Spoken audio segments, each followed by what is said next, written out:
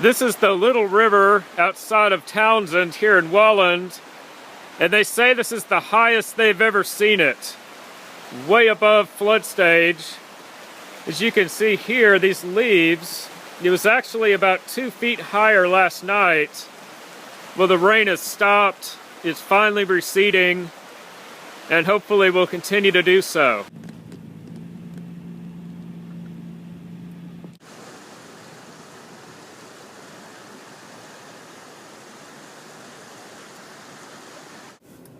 So we have these iPads that our school lets us check out. Faculty can take them home for a couple days, take them for a spin. Well, I decided what better way to do so than by looking for flood damage here in Blount County. We've had just an unbelievable amount of rain the last couple days. It rolled in on Sunday, this is Wednesday morning, and it's finally stopped. Well, since then we've had about 6 inches or more some places of the Smoky Mountains. As you can imagine, streams are swollen, roads are a mess, there's a lot of debris. Some roads were actually closed. Well, thankfully the waters are starting to recede.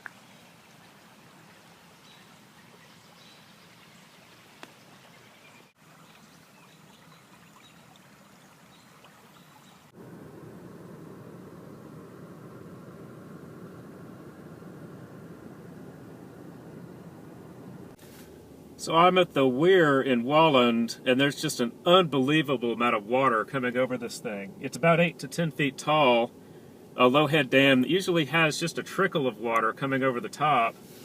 Well, this is the most I've ever seen pouring over this thing.